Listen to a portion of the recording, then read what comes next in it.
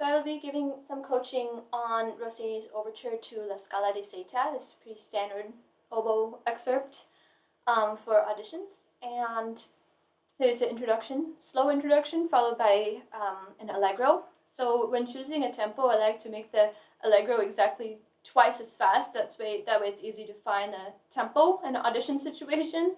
So if that's twice as fast, and that one is sort of easy to find what tempo works for you. Maybe around 120 is good, or 116 to 126 I would say is a good range, even though a lot of recordings they go much faster. I think that's okay for audition tempo. And then you work your way backwards, so divide that by 2 and you'll get around 60 for the quarter note for the beginning section. So I just find that relationship is important with the tempo to keep in mind. At the beginning, there's a few tricky things. There's the 4 grace notes. Think of it more as a turn. It's a type of ornament. And the way I do it, and it's a pretty standard way, is to just make a 16-note triplet out of the first 3 notes of the turn, and then the last note becomes an 8th note. So I'll just demonstrate that.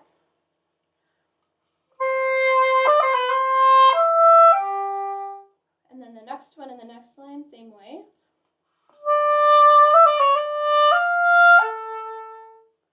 And then I also like to add a turn, actually, in measure 18. Sometimes it's printed in the music, sometimes it's not, but I like it. So the way I would do that is more on the beat.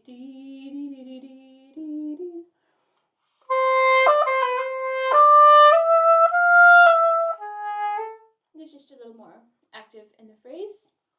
And I think the first 2 lines, just keep it simple. Just going back to the first part, it says piano dolce, keep it simple. And then the next part from bar 14, you can be a little more dramatic and increase the dynamics and the crescendos from there. So yeah, I will demonstrate how I play this. I'm going to put my metronome, I use a Dr. beat, and I'm going to do 60 for the quarter note. And then I like to practice excerpts with the metronome, so I will just have it on.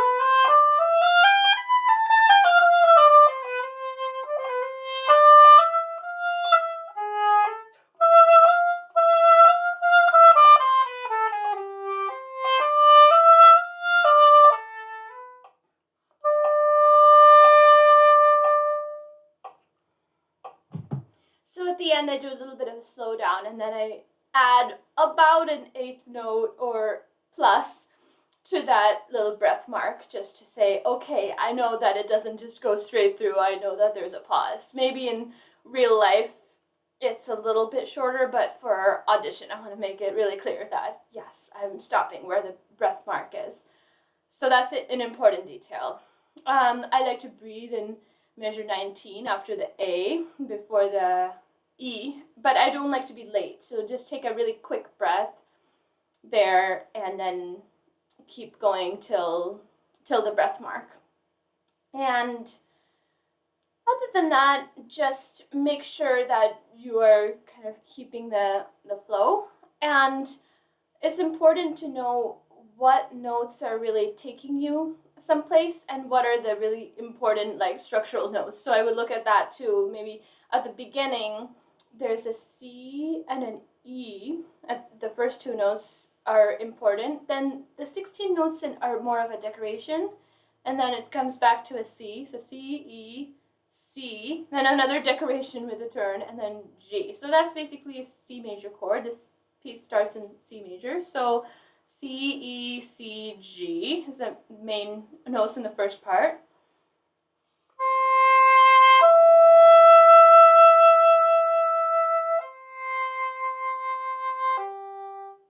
It was a little out of tempo, but that's the notes there. And then the next phrase, you have an A, F, D, A.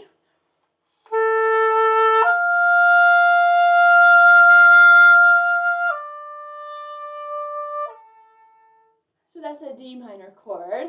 And then the next part is more accompaniment. So I would not really try to bring out any one particular note. But do keep in mind that the flute has a melody from measure 10. So, and then that's sort of one phrase. The phrase doesn't end at measure 11 with the D. It sounds like an ending of the phrase with just the oboe part, like it's C, but it's actually an A minor chord there, and then it just keeps going. D. That's the harmony, so with a C, and then the flute keeps going actually. So there's really a connecting part in between during the rest. So don't end it like it's the end of the phrase. It really keeps going there. And then measure 14, here I would start a little bit softer on the G if you can, and then kind of grow across the bar line. That way, the high D kind of likes to pop out. So if you give a little more support on the G, then it will make that high D more part of the phrase rather than suddenly a big high note. So try to connect here.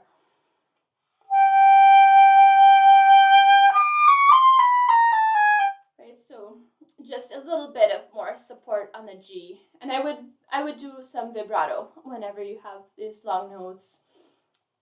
Just because it's the opera style, not a huge, like, big depth, just a little vibrato, but just kind of keeping that going. And with this chromatic scale, because especially with high notes that are chromatic, you have to be clear. You don't want the notes to kind of smear together. You need to make sure that they're in tune. And I would emphasize the top of it, the D, C sharp, and C natural. Just make sure that you put a little bit of more tone and clarity on those, because they're just high notes and they're chromatic. So just be very clear about that. And then as you go down, you can build back the momentum if you take just a little bit of time on the top of the scale. Just kind of push through. And just be a little more transparent on that low G. Don't do anything dramatic. There's another melody going on with eighth notes in the accompaniment, so just be a little transparent on the low G, and then re-emerge in the next solo.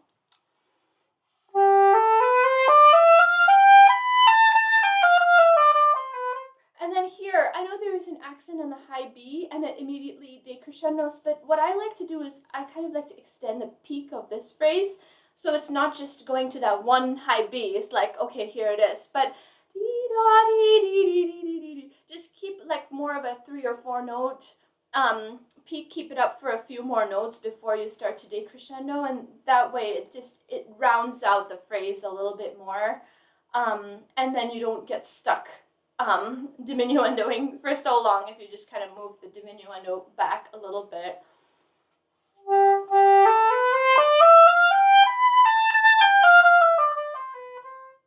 And yeah, and then again, if you take a little bit of time at the top of the phrase, then you can kind of build it back later. And this is something you can like negotiate with the metronome. I just think of the metronome more as a conductor, like kind of doing that, and then I can be a little, take my time a little bit. So if I'm a split second behind, then I will make up the time. So just a little, not like super dramatic, but just make sure that the big beats are on time. And of course you arrive at the downbeat of measure 18 with some momentum. And here you want to encourage your woodwind colleagues, your imaginary ones, to kind of join you to play the melodies. So it's less about the artistry or the kind of expression from the previous bar here, but more just kind of leading the section and this melody at 18. So just be conscious that there's more woodwinds that join at this point. Yeah, as I mentioned before, quick breath in bar 19 after the A. Just keep it in time. And then with these accents, I would make sure that they're not too punched, but maybe more with the air. So instead of, right, that's too much. I don't like a big punch because it's just a little bit more of a softer style here. Like a little bit more like vibrato air, fast air, and less with a super hard articulation. That's what I would recommend. And then this dot slur after, to me that means a little bit of like emphasize on each note, d d d d d d d d. So you're sort of holding the notes a little bit, and then just make sure that it is tongued. It's a confusing one with a staccato and the slur mark, but you do tongue the notes, but you just kind of hold each note, and they're a little bit emphasized. And then I would take my time a little bit at the end to set up the breath mark.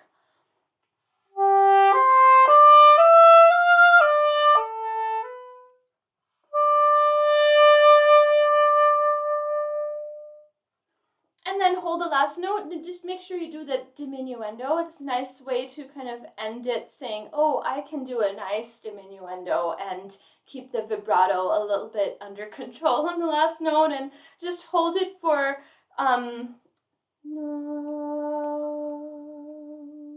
maybe 6/8 notes. I think an eighth notes here. But yeah, around 5 or 6/8 notes, right? It's 4/8 notes is a half note, so at least 5 or 6. It can go up to maybe twice as long, but just make sure you hold it beyond the half note, just because it has a fermata on it.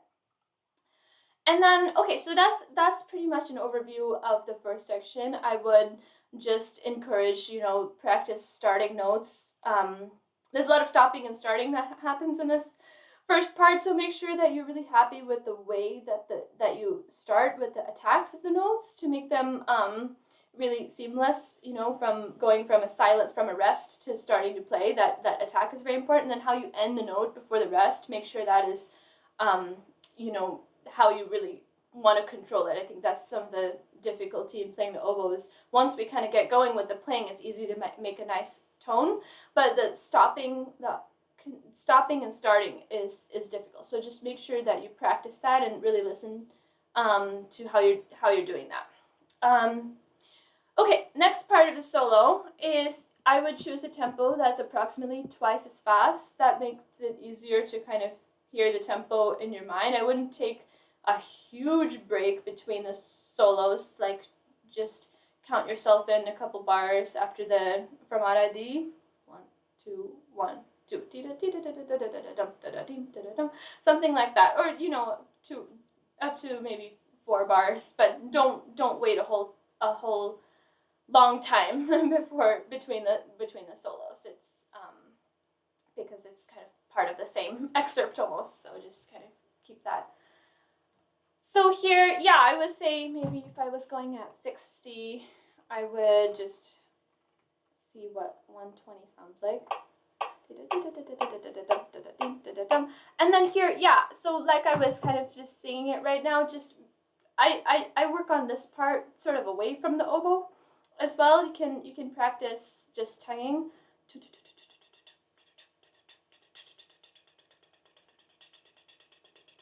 So practice with the tonguing. If you can't do that, then you will not be able to do it with the oboe. So practice away from the oboe till you feel comfortable with the tonguing. If you really want to go fast, you can do double tonguing.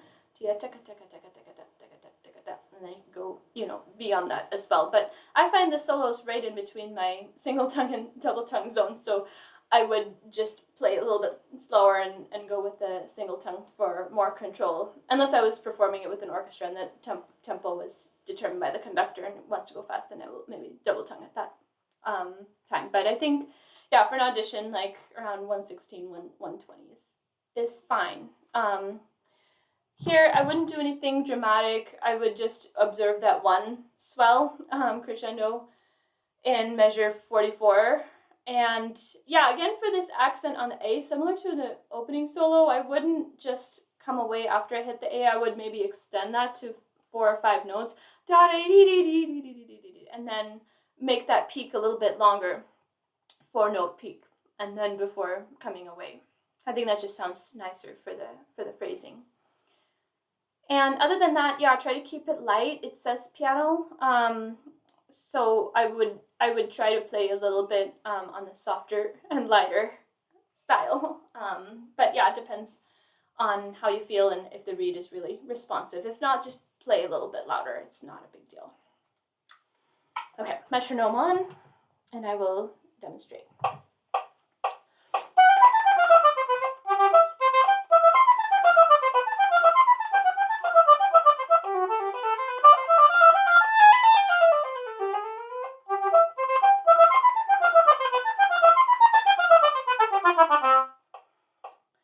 So, and then the other thing I do, I should have mentioned, is at the end, I'm a little bit conscious of the low notes, so I don't want them to stick out. So I just bump up my dynamic before I get to that last low register, last couple bars, and maybe around, yeah, measure 51. I just bump up the dynamic there on the higher notes, so it evens it out, and that way I don't have to control the lower notes to be piano. And I think that last scale is the most difficult part, so I would practice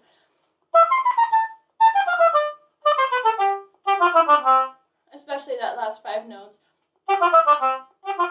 So practice, just find the embouchure, and then you want to be sure that you get to that low note embouchure ahead of time, right? You don't want to be changing your embouchure once you get to the low E and low D and low C. You want to try to get there at least by the low G. So you can practice actually, so that you practice a little bit embouchure shift, those kind of benchmark notes, and then you try to fill it in.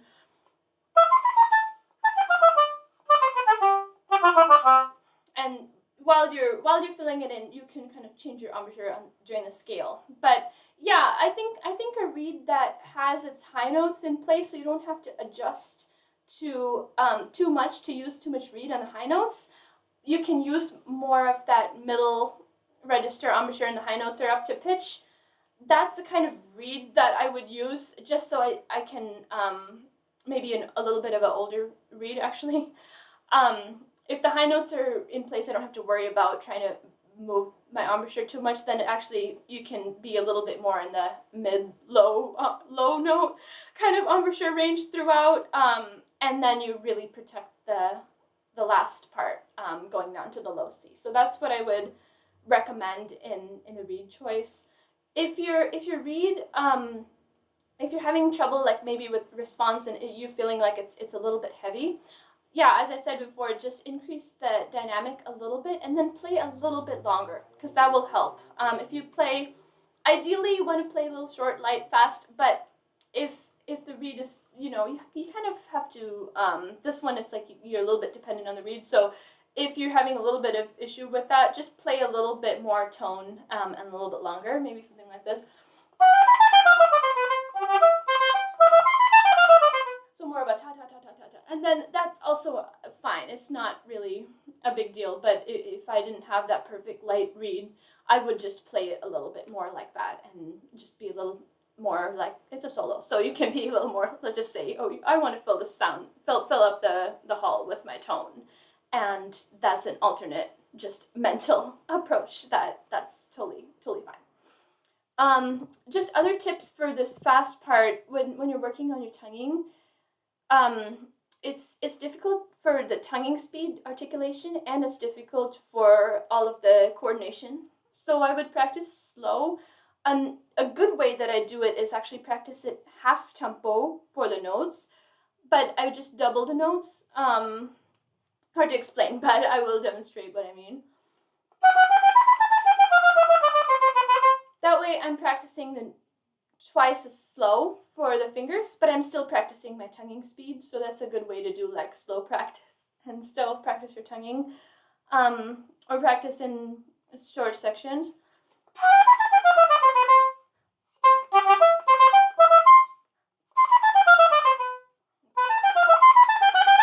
Something like that. You can kind of break it up and have a little start and stop. That way you practice with building up the endurance. Even though it looks kind of short on the page, it does feel like a long way to do a lot of tonguing. And the last thing I would say is you can add a few slurs. I don't do it anymore because whenever I add slurs and play it for a teacher, the teacher will be like, oh, change the slurs to this, or and then when I change it, then I'll go to another teacher and they'll be like, oh, actually I do these slurs. So there's a lot of different opinions on where the slurs should be added. So then I was like, okay, I'm just gonna do it all tongued so then I don't get any discrepancies. But what I would say is you can slur the first three notes, for example, and then after that, so in measure 42, so you could add like 2 note and then 3 3,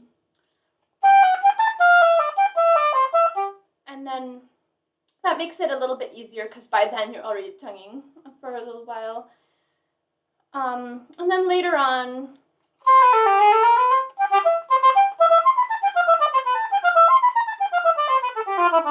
you can even add kind of slurs like that, just little 2 note slurs along the way if it helps. If you can do it tongued, I would say I think maybe conductors might prefer that. I'm not sure, but it's just to me it's more consistent if it's just all tongued except for where it's printed. So that's my personal choice at this point, but I've done it many different ways over the years. And then I would say overall, just for both of these, just be a little bit conscious of the style. Is Rossini, so it's not like a Mahler or later style, so just be a little bit lighter. Don't do too much with the accents, don't do way too much with the swells, like keep it within a little bit more of a smaller range, and err on the side of being a little bit softer because it is with a smaller orchestra, it's with a pit orchestra, so it's not one of those times where, oh, it's a big solo piano, I need to play, change it to a forte. You can play soft at some of these points, so don't be afraid to do those diminuendos and come back to more of a true piano or mezzo piano. So I think, yeah, that's about it as far as what I have to say. Definitely listen to some recordings. I would recommend the Furlow excerpt book because there's a piano reduction that comes with this excerpt book, and then there's some advice that Mr. Furlow gives for how to prepare excerpts for auditions. That's also very useful. So good luck with preparing the solo, and I will have some more videos for other excerpts coming soon.